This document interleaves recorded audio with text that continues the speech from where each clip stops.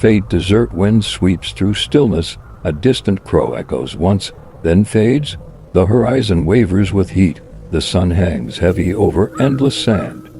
A park sign clatters faintly on rusted hinges. Hidden Valley Trail, entry closed. Footsteps crunch over gravel. The camera trembles. The view from a hiker's GoPro, dust streaking the lens. A shadow crosses the frame. Hiker, off camera, wait. What is that? The lens adjusts, focusing on something half buried. The corner of a weathered backpack. He flips the bag open. Inside, a cracked smartphone, a torn receipt, a piece of cloth pink, patterned with small white stars. Camera tilts upward. Just a few feet away lies a tiny shoe, no, bigger than a child's hand. The hiker doesn't speak this time. He just exhales, then lifts his radio audio base camp. This is Ridge Trail. I think I found something. Static cuts. The desert swallows the sound. August 12, 2023, 10:42 a.m. A solo hiker records what will become the first new piece of evidence in one of California's most confounding missing persons cases. Only the memory of a weekend trip that began like any other and ended without a trace. 13 years earlier, on a warm July evening in 2010, Aaron and Melissa Rowe set out. The Park Service logged over 500 man-hours in the first week. Nothing was found, no gear, no campsite, no sign of struggle. The case file grew thinner each year until it was quietly moved to archives, labeled presumed deceased. But sometimes, what the desert buries, it also returns, because what was found near that tent wasn't just evidence of two missing hikers. It was a story frozen in time, untouched, until the wind changed. For a decade, the desert held its silence, until that morning.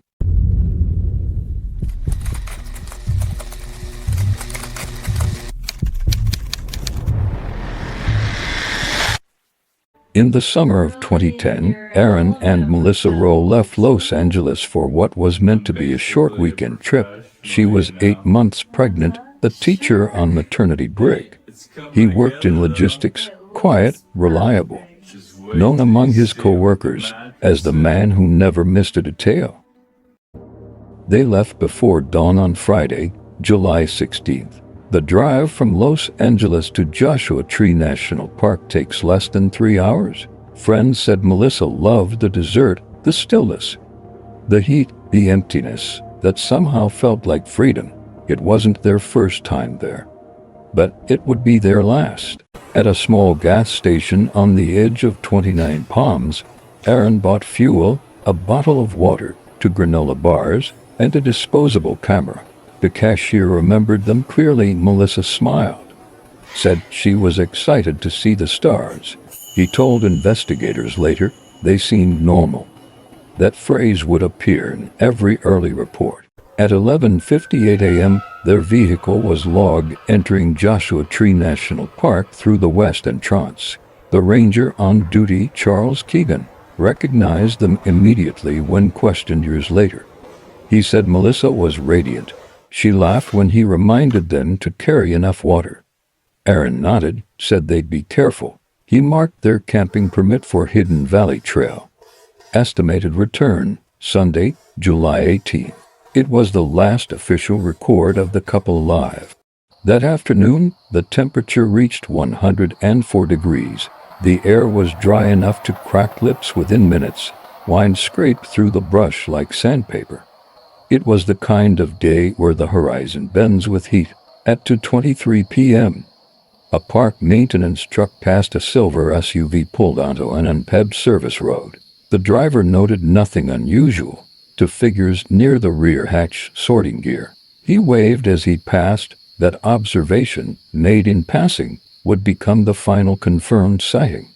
When search teams found that same vehicle 3 days later, it was exactly where the maintenance worker had described, locked, undisturbed, dust settling on the hood, a thin film across the windshield. Inside, camping gear still packed to sleeping bags, and open food supplies, a small paper map folded neatly on the dashboard. The keys were in the center console. The driver's seat pushed forward, suggesting Melissa may have driven last. The passenger seat reclined slightly. A single half-empty water bottle sat in the cup holder, condensation long gone. Nothing was broken. No tire tracks suggested they had been followed. No footprints surrounded the vehicle. The ground was too hard, too dry. Whatever had happened? It happened after they left the car. For investigators, the question was immediate. Where would a pregnant woman and her husband walk to in this heat, without water, and why? Search efforts began within hours. Helicopters scanned the area using thermal imaging. Search dogs were deployed along trails and washes. Over the next 10 days, more than 150 personnel joined the search. They covered a radius of over 7 miles in every direction. The desert answered none of it. Every potential lead, footprints, fabric, broken twigs ended abruptly. The sand shifted too quickly. Wind erased evidence within minutes. It was as if the desert itself refused to reveal anything. By day 4, the official tone shifted. Rangers stopped calling it a missing person search. It became a recovery operation. Aaron's family arrived from Sacramento. Melissa's parents from Tucson. They waited by the ranger station, holding on to details, the sound of her laughter, the color of his hat, anything to make it real. Reporters arrived. Television vans lined the park's main road. The story spread. Pregnant woman vanishes in national park. Photos of the couple filled national broadcasts. For weeks, their faces were everywhere, on posters, on news tickers, on social media before social media became what it is now. And then, like most stories that begin with urgency, it faded. Other headlines replaced it. The park returned to silence. Over the next few years, hikers occasionally found things, a scrap of fabric, a shoe print hardened in clay, but nothing linked conclusively to Aaron or Melissa.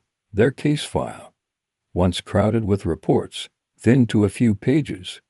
A final entry in 2013 marked the file as inactive. For 10 years, their names gathered dust in the archives. The story became a local legend.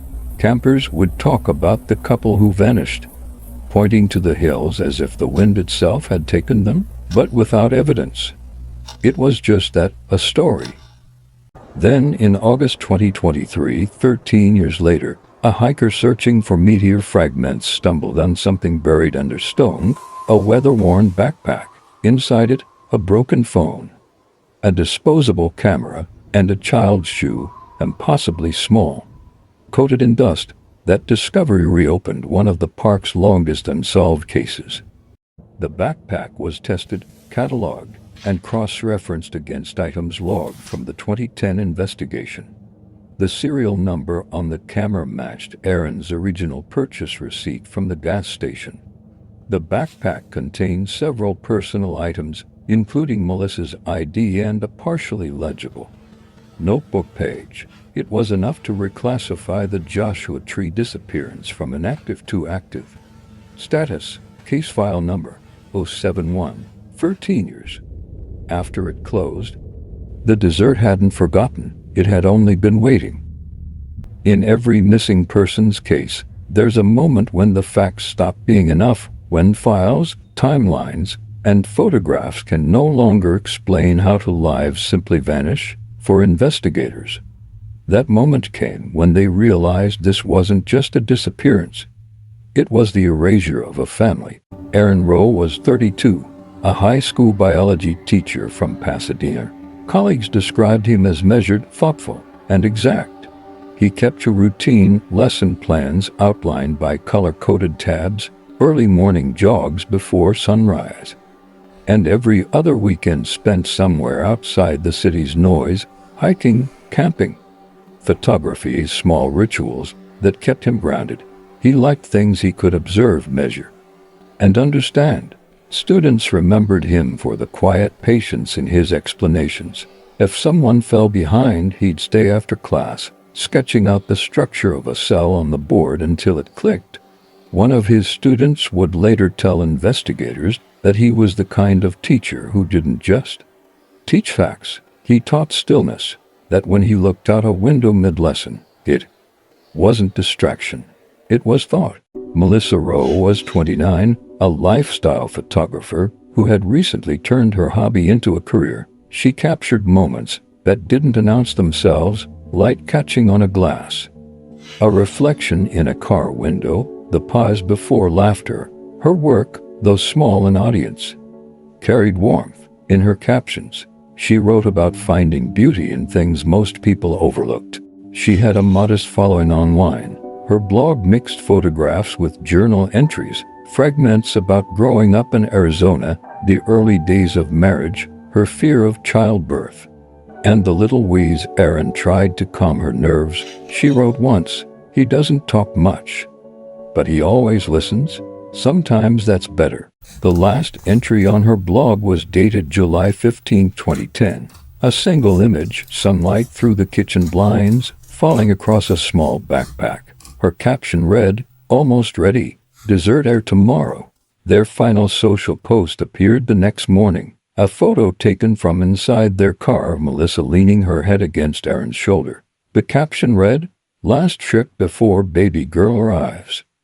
That single line would become one of the most shared images in the aftermath of their disappearance, to faces frozen and calm, unaware that this would be their final record. To their families, the trip made sense. The Rose had always used the outdoors as their reset, a way to escape the routine of the city. Melissa's doctor had advised rest, but she insisted this would be their last quiet weekend before the baby.